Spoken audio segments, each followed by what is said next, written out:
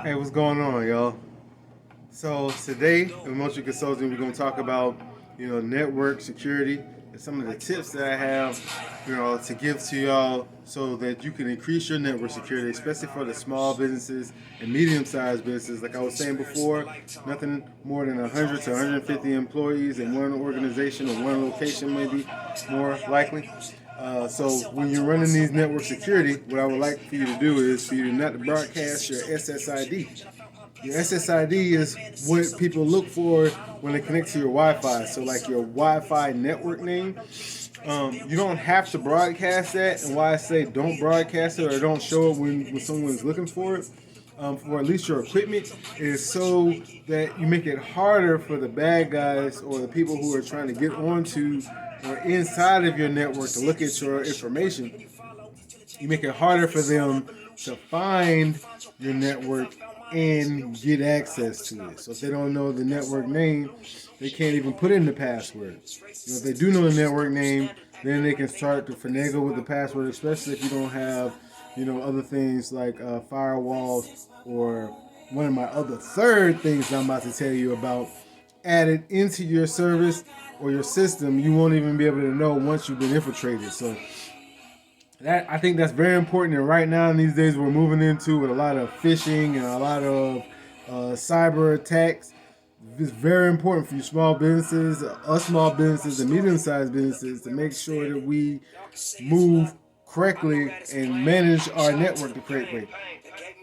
So the next thing that you want to do is you want to make sure for your guest network. So I'm gonna look at my eyes. You want to make sure that your guest network password changes periodically. For small businesses, guest password shouldn't be a big deal. If you got an IT guy, I would say make sure he changes it every week because they're a guest. You got a guest staying longer than a week. You might as well add them on to your Wi-Fi or your network. And once you remove that person from your network, or you need to remove them from your network, you can do that, and then you won't have to worry about managing both.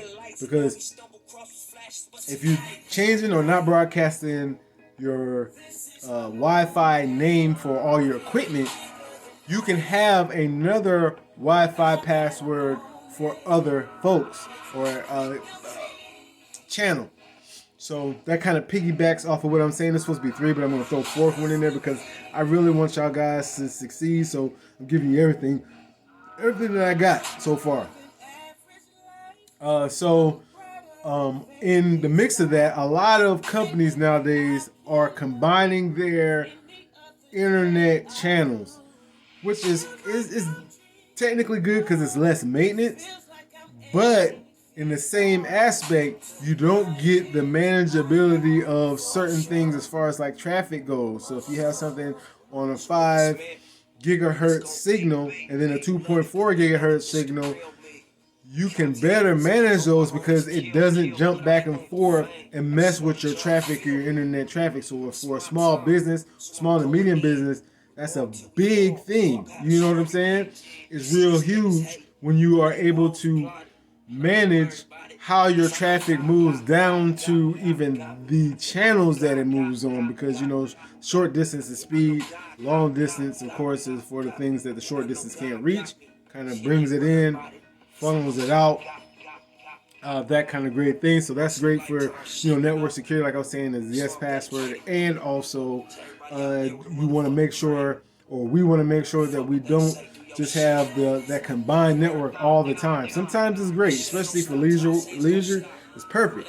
And my last and final thing, which is 3, technically 4, might put it out here somewhere, I don't know, because I'm doing all the editing right now.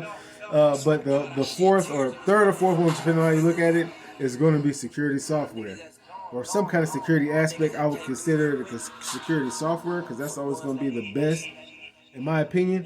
So there are free softwares out there called Wireshark that can monitor your network, and there's ones that you have to pay for. SolarWinds is another one that I would just recommend. There are plenty of them, a plethora of them out there. Just make sure you stay tuned in, man. Stick to it. Ain't nothing to it but to do it, and I got faith in y'all. Y'all gonna do great, man. So we boom it.